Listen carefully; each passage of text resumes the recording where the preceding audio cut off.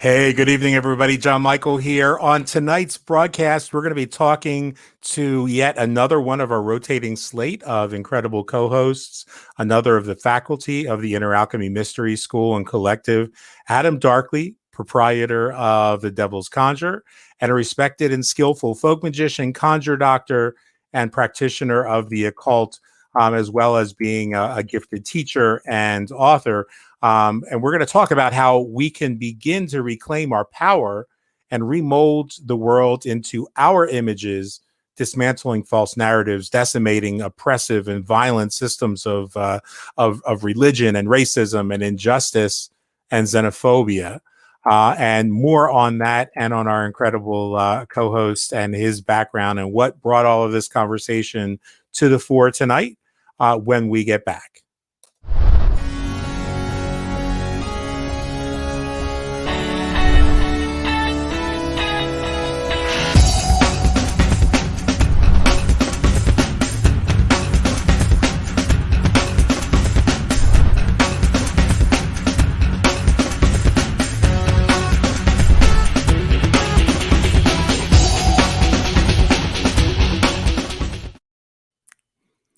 And we are back. And Adam, welcome to the show, brother.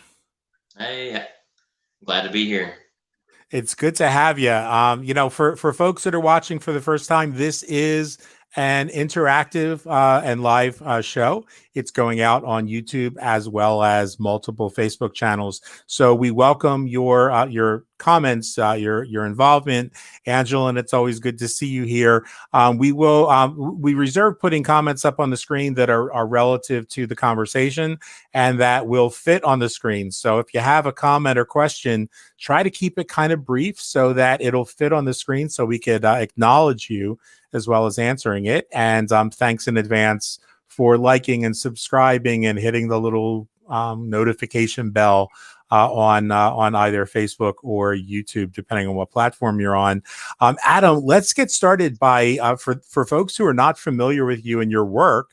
Tell us a little bit about you, your background, and what brought you to your path, and a little explanation of what that path is. Sure. And so I essentially grew up in Tennessee, sort of split between a very strict Southern Baptist and Methodist Catholic sort of family. From an early age, I just knew that it wasn't for me. I knew that it wasn't where my heart was, and I felt very much like a stranger.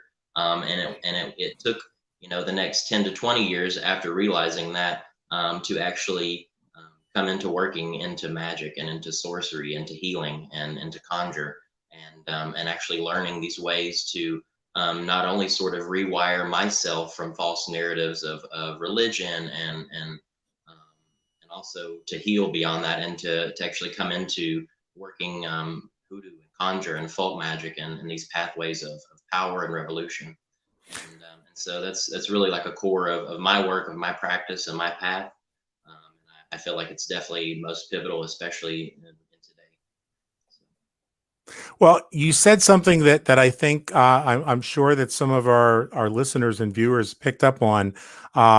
So talk to me about how the practice of magic and conjure and folk magic for you. Well, first of all, before we even go there, um, why don't you share a little bit from your perspective? Because people have heard what I think about, folk magic versus, group magic or ritual magic, what people would pejoratively refer to as high and low magic. Um, Talk a little bit about what folk magic is in your impression, and what kind of the difference is and where it fits in the sort of the big picture.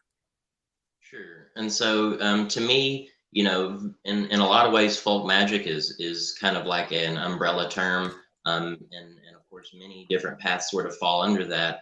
But to me, folk magic is very much so the power and magic of the people, whether that is the homeless man on the street or a successful businessman. It is very much so.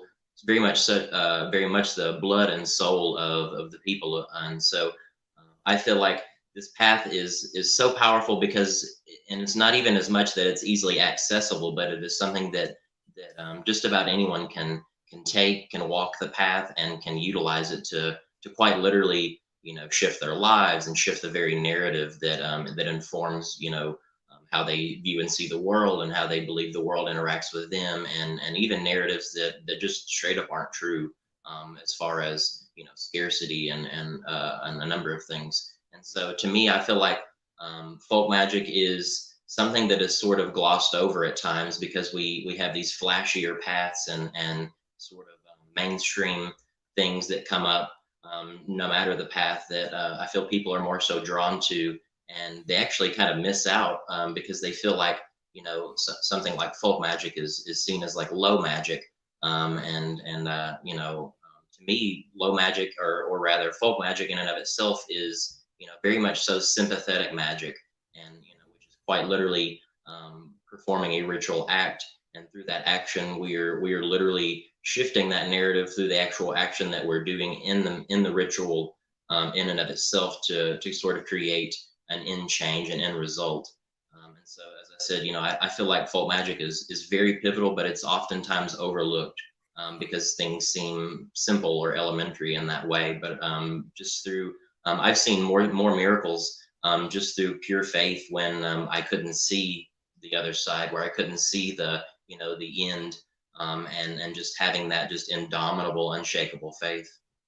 Right on. You said something that I think, this is just one of those conversations that's so easy to have, because the evolution of what I think may be going through some people's minds, as they hear you talk. I know that some of the folks who weren't familiar with you initially, I could tell from just psychic feedback and sympathetic feedback, that people get, we say in Italian, scasciate. They get, their energy gets scattered. They get kind of stirred up a little bit when they hear the use of the word the devil, or demons. And so let's talk a little bit about, because they just, now I know they're confused because they heard you talking about miracles and having a business called the Devil's Conjure.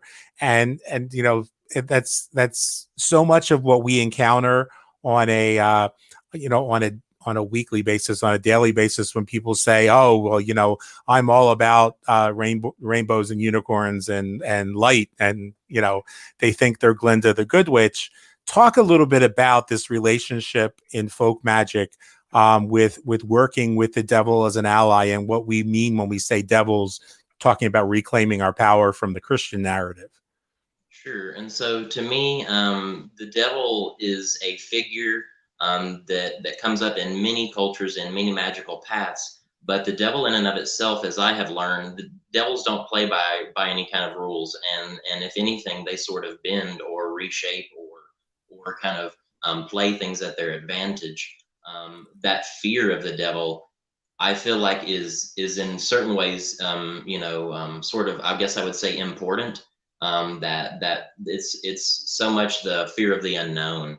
The devil, it was very much so, just kind of, either taken or picked up by the church and sort of rewritten to be used as this tool of fear, fear of being being like a bad Christian, or of being a sinner and things like that. And to me, the devil plays such an important role, as we are learning to take up our power and perform ritual magic, or whatever paths that we choose. The devil, as I said, doesn't really play by any kind of rules. The devil makes up their own rules, and so in and of that, the devil is a powerful figure of revolution, of power, of cunning, and these are many attributes of the witch. And so I feel like, you can't really do magic without the devil. And so, as always, when I say that, and I've said it before, there's always people that kind of laugh or chuckle, and kind of think I'm joking, but I'm actually quite serious. And between God and the devil, there's this powerful polarity. And in my work, I see us very much as the divine in these holy vessels that enshroud us, that allow us to basically walk this world, while also maintaining this connection.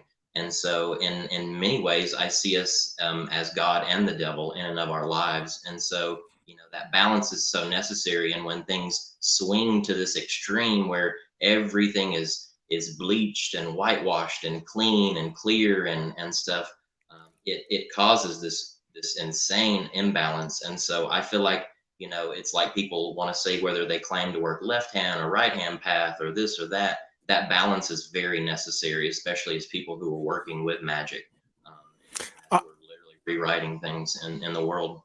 I couldn't agree more. And one of the questions that Sadhana asked is, what are your thoughts on the devil in American folk tales? We talk about how various traditions and paths and stories and mythos inform our practice. What about you? What are your thoughts of sort of the American folk tales of the devil and how that plays in and has an actual honorable place in the mythos of the Appalachian folk magic practitioners?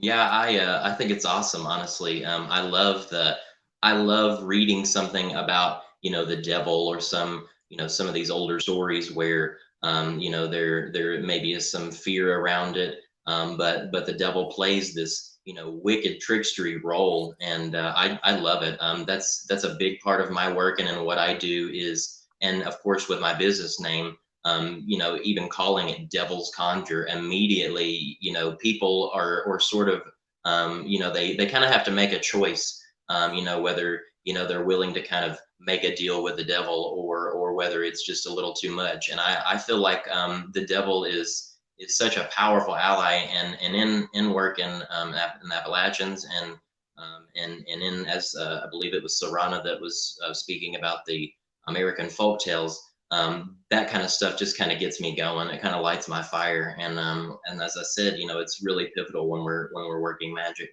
and working with the devil, that trickster power. Very much so, like how Coyote is seen in some indigenous people's stories as this trickster god who's quite capable of doing quite literally anything, because the Coyote plays by their own rules. And so, that's kind of how I see um, many sort of players or figures in myth and mythos and legend, playing these double roles.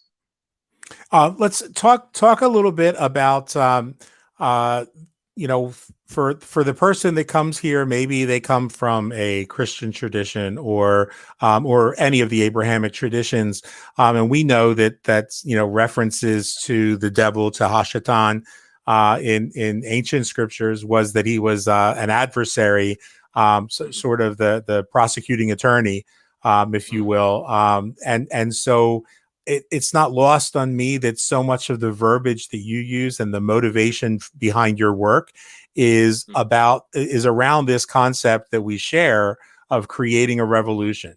mm, Talk about that revolution and what that looks like, and is it possible for a person to still embrace their let's say that they're not a traditional Christian, they're not a fundamentalist by any means, but they find meaning in the teachings of Rabbi Jesus. Is there a place for them in folk magic, and how does that relate to the this kind of a leading question, but leading to that revolution that it seems to me that I remember, a certain rabbi in Palestine talking about, allegedly 2,000 years ago. hmm Yeah, and so one thing you touched on is sort of the devil from the Christian perspective, or from Christianity. And one thing I'll say within of that, as I said before, is that the devil was kind of picked up by the church, and uses this tool of fear to quite literally keep people in line. But I feel like as I said, the devil doesn't really play by the rules, but the devil doesn't, even though we see in Christianity where the devil's tempting people and all that kind of stuff, the devil, in my perspective, doesn't really play like that. He's in the way that I work with the devil. He's kind of no bullshit. It's not really a spirit or a power that you can come to and start, start kind of bullshitting them. This is the devil quite literally will kind of be like, okay, well, let's now push past this, because it's kind of like, well, they don't have time either. So it kind of, the devil is a figure that helps us push past these these false perspectives and things that really get us hung up and quite literally in our modern, at least in the Western world, enslave us. And so, working with the devil, just as in my work with some other spirits, they are hard and fast. They push and quite literally will push you over a cliff if they felt like it would get you to where they know you can be. And so, as I said before, you can't really do this form of magic without the devil. And they, just as the devil's playing a fiddle or the devil's churning a tale, it's that same magic that we are tapping into when we're going to the crossroads, when we're laying and burying works, or as opposed to you posted the other day, sort of. I can tell some of you have never stood at the crossroads at midnight with crossroads dirt in your pocket and things like that, and that's kind of that idea. And that fear, that is there, I find that the devil helps shatter that too, because we can have so much crippling fear that's just not even real or rational or true, and it's just because of maybe we grew up Christian and we're kind of fed all this stuff to kind of keep us in line and keep us enslaved and keep us not really critically thinking. The devil helps us shatter all that and move beyond that so that we can actually get shit done. And as I said, they're kind of no bullshit about it. They're not really afraid of hurting your feelings or really what you think of them at all, because it's kind of one of those things too where you don't really need to believe in the devil because he's already real. He's already there. He's already such a pivotal figure in the world over. So. And I love that because the first thing that comes to my mind, being somebody who is fascinated with the law and excuse me, from ancient law and hermetic law and canon law and things like that, this idea of the adversary, of that great prosecutorial attorney or DA, if you will, in the spiritual world. From one perspective, we could look at it and say, oh, well, that entity, that energy is tempting you. But are they tempting us, or are they just saying, hey, have you looked at all your possibilities? Have you looked at what, that's why we meet these spiritual allies at the crossroads with our ancestors, because the crossroads are where we have that choice. Am I going to go this way, or am I going to go this way?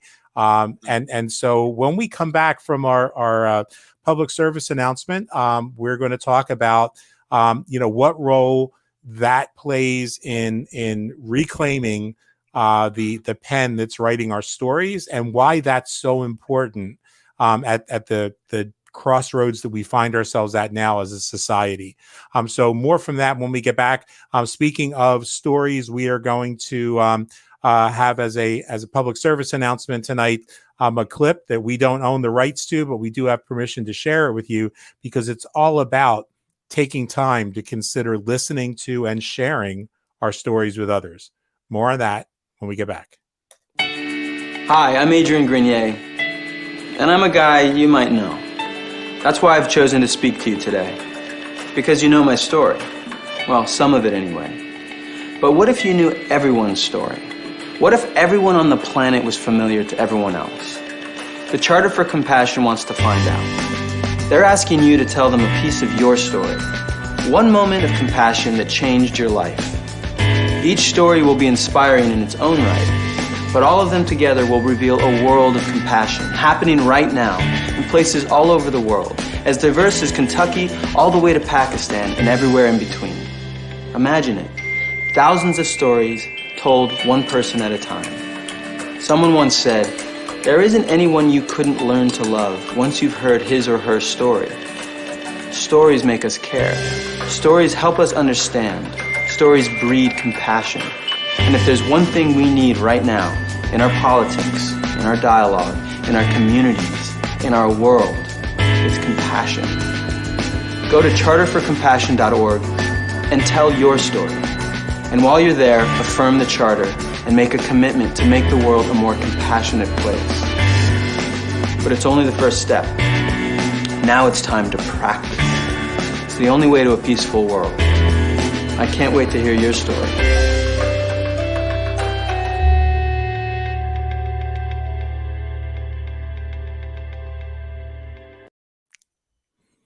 And we are back, and thank you to the folks at Charter for Compassion for that inspiring, I think, call to action. And what a segue! We've got as our co-host tonight Adam Darkley from Devil's Conjure, also a one of the instructors at the Inner Alchemy Mystery School and the Collective. And you know, Adam, so much of what we do in the collective is about bringing together people to hear their stories, to share our stories and share our experiences. And I think probably one of the points of connection that we share most deeply is the passion for social justice and for responding to what's going on in our world and in our society as we see, terrorists like Marjorie Taylor Greene, repugnant turfs, and insurrectionists and science deniers and people that are putting us and especially the most vulnerable among us at great risk. Talk a little bit about how in the process of not only sharing our stories, but remembering who the one is who's telling the story, we can use folk magic at this time more than any other, and why that's so important. Sure. And so obviously, the past 4 years, with one of the just most vile white supremacist presidents that we living have come to see and watch the just horrific influence and actions and things that they've brought about. And of course, as you mentioned, Marjorie Taylor Greene, where she's quite literally trying to not only create a department of anti-witchcraft, but actually sign a bill that has all these anti-witchcraft laws and things that they'd like to bring about. And I feel like as I mentioned earlier too, the way that magic in the modern world has been made so safe, that so many people aren't always equipped with the means of protection and quite literally bringing these people to justice. This is so vital right now because we live in a country that has in our government and in our religious organizations just some very, very wicked people who have been allowed to sort of get in deep and root in and help bring about a lot of the atrocities, such as the January 6th, them quite literally the white supremacists and people storming the Capitol, and where quite literally, I mean, it's clearly been planned, it's clearly been just allowed and been made okay. And so it is through magic, it is through sorcery, it is through folk magic. And this is why folk magic now, why it is so pertinent, is these people have to be brought to justice one way or another, and doing it so with subterfuge, doing it in secret, is one of the best ways to go about it. And so we quite literally live in a country where we sometimes have to be magical vigilantes and quite literally bring justice by our own means. And so that's why it is just so important, because clearly the government and our own law enforcement and justice systems that are supposed to be in place quite literally seem to have been bought and paid for, and don't quite serve the roles that they're supposed to be. And we're not talking about hyperbole here. I mean, there are literally people that are on the taxpayers' dime trying to set up anti-witchcraft laws and legislation, and who are blaming what happened on February 6th. I mean, on January 6th.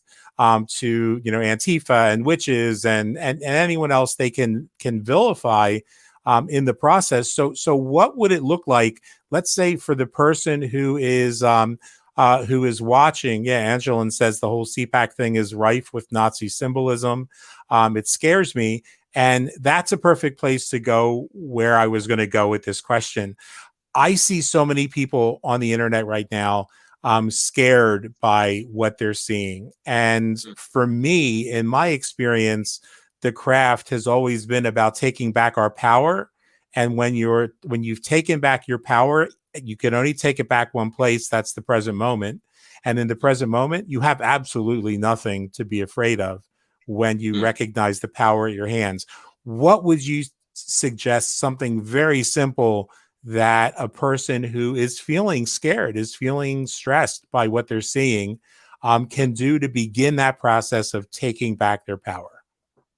One thing I would say is that raw feeling of fear that rises up, that wells up in our stomach, that gives us the shakes, that makes us sweat, makes us tense. You can quite literally use that same feeling and shift that towards towards like righteous indignation, and quite literally using that very essence, that very emotion, just as and just about any form of magic, they talk about sort of your will and your intent, and infusing your magic with emotion. And so quite literally, as we're seeing these atrocities, as we're seeing white supremacists try to take over our country, try to kind of continually to get by with all this stuff, quite literally taking that and moving that into a ritual space. And there are a number of different rituals, whether one of my Brujo friends taught me, like tape boca works, which is like shut your mouth and things like that. But in this situation, we're quite literally, it's not enough to just shut them up, or throw, do a little freezer spell or something like that. And so, quite literally, my recommendations would be, honestly, one thing that I would do, and I wouldn't typically call it very simple, but you can actually, go to the crossroads, or even go to a graveyard. If you can get in contact or proximity to a murderer's grave, that's great. You can quite literally petition them, with an image of this person, on the back of this, saying, as I bury this image, so I bury Marjorie Taylor Greene in this murderer's grave, and kind of going with that. You can, and essentially petitioning that spirit, and quite literally burying them there. But honestly, as far as what's super simple, something that just about anyone could do at home, would be a form of like a hex jar, and quite literally taking a jar. You have things, especially if you can get buy the graveyard dirt from the murderer's grave. But even if you have things such as vinegar, sulfur, lemons, rusted nails, and actually, taking this person's image, like Marjorie Taylor Greene, or Donald Trump, and scratching out the eyes, and I actually came up with a hex quite recently, which is something to the effect of, hags, devil, fey, and dead, go to my enemies in their bed, crush them, burn them, make them red, bind them, gag them. And you just kind of go into that whole thing, and quite literally infusing that ritual and that work, whether whether you fill that up and shake that and burn a candle on it, or whether you take that and you go bury it in that murderer's grave, or something like that. But quite literally using that fear and infusing that in that work, and shifting that fear, where you are taking that power over that person and over the injustices, and quite literally flipping the script. So I would say that's probably one of the easiest ways. But I kind of tend to go all in. So Well, that's awesome. And, for folks who might be listening and saying, I want to know more about what my options are. I want to know more about what he means about some of this. One of the things that you offer that I think folks should take a look at, and they could do that on the website on the screen, is a Magic to Go course. Tell us a little bit about that. sure. And so, this year I'm doing one class every month. It's 12 classes. For January, I taught the Magic on the Go class, which is quite literally, me teaching magical perspective and views, but also methods and rituals of quite literally doing magic on the go wherever you are, with little to no materials. And so, that's a class where I'm going into, methods and ways of actually doing magic, on the go, for love and money and protection. Even the first class, I quite literally filmed it on the go. I was in an Airbnb, and so, I was able to kind of pull all these things, like packets of sugar and salt, and like a deck of playing cards that I found. But But anyways, the whole goal of that class is to teach people that you can do magic anywhere you are. I always think of, since I work from hoodoo and conjure, these beautiful practices come from these beautiful, beautiful, powerful African people, who, were enslaved. They were brought over here. They were in some ways, they didn't have the same access to things that they were able to work with in their in from Africa where they came from. And so, coming here, they were having to learn to improvise. Of course, they were living under the evil wrath or whatever of the slave masters. And so, they were having to just get whatever they could get their hands on. And so, it goes back to that unshakable faith, because there are times when we don't have anything. And there are times when all we have is prayer. And so, and prayer is so just formidably miraculous, but I feel like that's often downplayed and underrated. And so, that class is really me going into and divulging and kind of, sharing different tips and tricks and rituals that have proved very successful for me when I quite literally didn't have anything. Right on. And for folks who, as I said in the beginning, Adam is also on our faculty at the Inner Alchemy Mystery School and teaches an absolutely brilliant. Those who know me know that I'm not overly generous with praise unless it's earned, and because I think that our reputations are our currency. And one of the best presentations I've ever seen, that a course that I'm taking myself within the mystery school, is Adam's course on folk magic. Having practiced folk magic my entire life for over 51 years now, it is just one of the best presentations I've ever seen. And the great news about that is you can check it out risk-free for 7 days. Jump in, take a look around. All you got to do is go to the URL that is scrolling across the bottom of your screen now, or that is on the bottom of the screen under normal times. Adam, I would really love if we've got about probably 10 more minutes to go, and I'm trying to keep an eye on questions and comments here. I think that probably one of the greatest calls that I'm hearing from you is that in our culture today, it's not enough to like go buy your tickets to the latest practitioners convention and watch a bunch of classes and all of those things that are very useful in our personal development, or read another book, or watch a program on television. That if your purpose of pursuing magic is to be an armchair magician or conjurer or witch, then you've got to ask why. When we have things that are going on all around us and we don't have to be victims. I know that being a victim, for some people is comfortable because it's the only way that we feel we get the attention to support us through a difficult time. But there are other ways. And so if you wouldn't mind, kind of as a way of kind of rounding out the show, as we've got folks like Gina saying she'd love to take your class. And I'm going to put Adam's information back up on the screen, and the Inner Alchemy class that he teaches, the fuller class. You can also get through the URL at the bottom of the screen right now. But the Magic on the Go, you can get a hold of Adam through the website we put up. While you are telling or inspiring folks to take some action, tell them as you wrap up too a little bit about what they'll find when they go to your website in terms of the professional services that you offer, which I can't speak highly enough about, for folks that might be looking for some change right now and they need somebody to help support that change happening. Sure.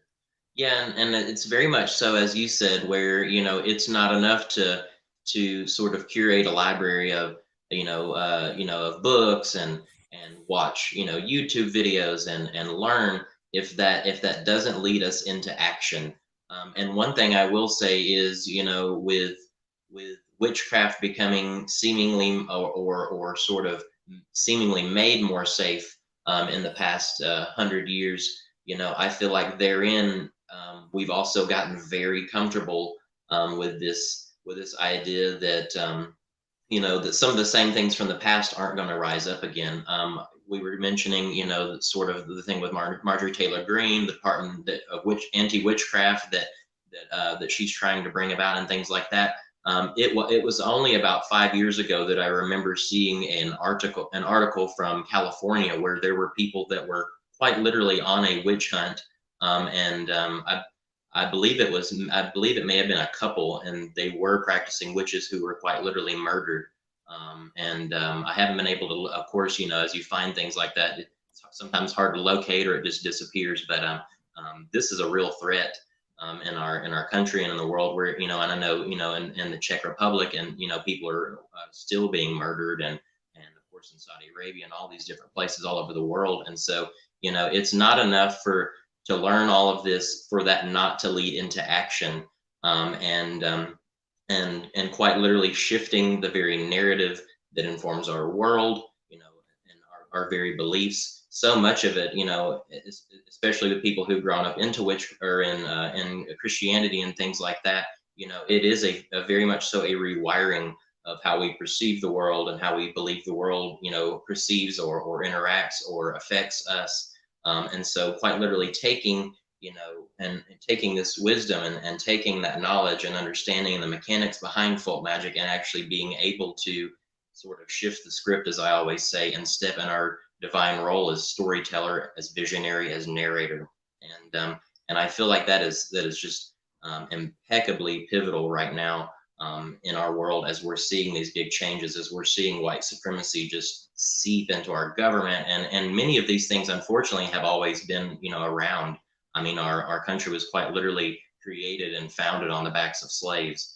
And so this is why, why folk magic now, why it is just so pivotal, is to take back our power. We have grown far too comfortable with governments and certain organizations just kind of seemingly, protecting us and feeling safe in and of that, where we can see even with the issues like in Texas with this last big storm, where the companies were quite literally, they just, with a flick of a switch, they were able to take people's power. And then, even when it did come back on, and just vile people like Ted Cruz, quite literally abandoning his people. He's a representative of them. This is why this is so powerful or so pivotal right now in these practices, is because we have to take our power back, and we have to bring them to justice. We have to bring about revolution in this, because if not, I would say that we may very well see a replaying of history in more ways than one. And so that's why it's so pivotal. Well, and tell us a little bit about what folks can, how they can connect with you in terms of professional services you offer for those who are ready to roll their sleeves up and maybe get their hands dirty. Mm-hmm. So of course, as the link says, my website is devilsconjure.equid.com. You can check that out. All of my I have 12 classes, as I said, this year. At least 2 of them are available now as a recording this month coming up on, and those 2 are Money, Sorcery, and Magic on the Go. Coming up on, I believe it is March 20th, I will be teaching ritual protection, charms, and more. Yeah, if you'd like to go check out my website, I offer divination services as far as I'm a cartomancer, so I read playing cards. I offer life path and sort of destiny readings. I also offer a variety of ritual services to my clients all over the world, as far as for love and reconciliation, for uncrossing, rituals to undo and wash away the evil eye, and of course for fortune and money, and to say one's looking to open or start a business or draw paying clients. And so, as I said, I'm offering there on the site divination services. You can directly access my classes, my ritual services. As I said, I find that some people find that they are not really sure maybe where they're at, what they need. And so you do have the ability to essentially set up a consult with me which is a 15 to 30-minute session where I get to take a look at your situation. That can include even a card reading or something like that, so we can directly take a look with clarity at your situation and what will prove most useful and really start to shift and undo things and essentially get things moving forward for you. So you can book that consult or a reading. I find many people already know what they need, so they can book a ritual directly through my site. So yeah, I've directly sort of set that site up for ease of convenience and for quick accessibility. So definitely don't be afraid to email me. My email, my contact info is on my site. And of course, you can find me on Instagram as well under Devil's Conjured. So look forward to talking to people. You can email me, as I said, and just whatever works best. So I'm always happy to help. Well, we are almost out of time, and so I want to personally take time to thank you for not only being somebody who's out there willing to teach people the people's magic, how to reclaim the magic that even within the patriarchy in our own communities kind of got distorted and twisted and conflated with religion. So that this notion of, well, I hold the high magic, and those people over there, they're just doing low magic. Let's remember where the magic started, and let's remember where the magic itself originates from. And if not the people, then our ancestors further back, which would be the plants. Nowhere. If we continue to go back further and further and further, we're not going to find that before there were plants, there were these, little beings doing rituals. This is about taking our power back. And I can't think of a more important time to do that. And it all begins with, and thanks, Jim Sayers saying, a great show, guys. We appreciate that, brother. Another one of our faculty members. And folks, I encourage you to think about what Adam said tonight and to consider coming back to the present moment, because that's where the power is. If you are having trouble finding your power, then it's because you are not in the present moment. You're either obsessing about something that happened in the past, playing a victim, or worrying about something that might happen in the future that doesn't even exist yet. So when you're in that present moment, that's where the power is. That's where you have the opportunity to take that pen back and remember that you're the one writing the story. Adam, thank you so much, my brother. I love you. I appreciate all of your wisdom. And folks, we are here every Sunday night. And Adam is in rotation, so you'll hear more from him. But if you'd like to do so, as I said before, you could take a sneak peek, 7 days, look behind the curtain, and see all of the courses that we have to offer at the Inner Alchemy Mystery School. We're privileged to have Adam as one of our faculty members, and so many other amazing folks there that you've been hearing from or will hear from in the coming weeks. My brother, thank you so much. We're going to go ahead and wrap things up tonight. We kept it just under 45 minutes. I'm checking the comments one more. Heather, who says that your Magic to Go course is amazing, says thank you to you as well. And Angelin, thank you so much. Angelin says thank you. And for folks who are tuning in, you can ask questions if you're watching this on the replay. Go ahead and ask questions in the comments below, and Adam or I will get back to you as well. And we'll see you guys next week. Thanks, Adam.